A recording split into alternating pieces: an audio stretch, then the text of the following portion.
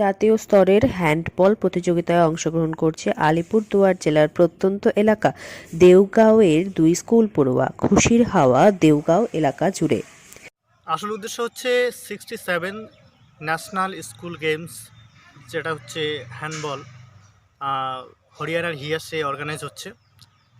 প্রত্যেকটা স্টেজ থেকে একটা করে টিম যাচ্ছে, 16 জনের টিম। আমাদের পশ্চিমবঙ্গ থেকে 16 জনের একটা টিম যাচ্ছে।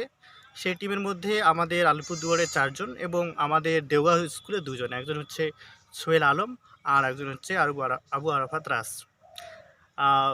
এই খেলার পিছনে বিশেষ করে স্কুলের যে টিচার আছেন পরিমল বিশ্বাস, উনি অনেক হেল্প করেছেন। এবং ছোটবেলা থেকেই হ্যান্ডবল খেলার প্রতি টান ছিল ওই দুই পড়ুয়ার। আবু আরাফাত রাজ ও সোহেল আলম দুজনেই দেওগাঁও উচ্চ বিদ্যালয়ের পড়ুয়া। নবম শ্রেণীতে পড়ছে তারা।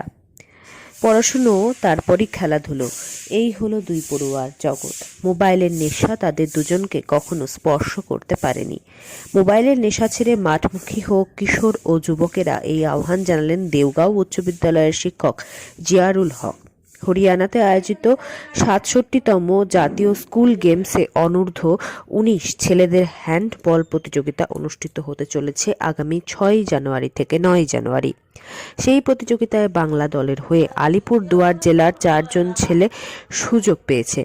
তার মধ্যে ফালাকাটা ব্লকের দেওগাঁও গ্রাম পঞ্চায়েতের দেওগাঁও উচ্চ বিদ্যালয়ের 2 জন স্কুল পড়ুয়া আবু আরাফাত রাজ ও সোহেল আলম রয়েছেন। ট্রেনে করে কলকাতার উদ্দেশ্যে রওনা দেবে এই দুই পড়ুয়া। কলকাতা থেকে তারা দলের সঙ্গে হরিয়ানাতে যাবে। প্রত্যন্ত গ্রামীণ এলাকা থেকে রাজ্য দলে সুযোগ পাওয়ায় খুশি দেওগাঁও উচ্চ বিদ্যালয়ের শিক্ষকেরা। তাদের অক্লান্ত পরিশ্রমের ফলে রাজ্য দলে সুযোগ পেয়েছেন এই দুই পড়ুয়া বলে জানান তত্ত্বাবধায়ক জিয়ারুল হক। তিনি জানান, এলাকার ছেলে মেয়েদের মোবাইলের প্রতি আসক্তি কম হওয়া দরকার। খেলার মাঠে পঠন পাঠনের জন্য অভিভাবকদের প্রতি বিশেষ আবেদন জানাচ্ছে।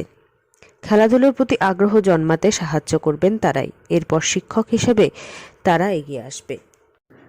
আলিপুরদুয়ার থেকে অন্যদের রিপোর্ট, লোকাল 18 বাংলা।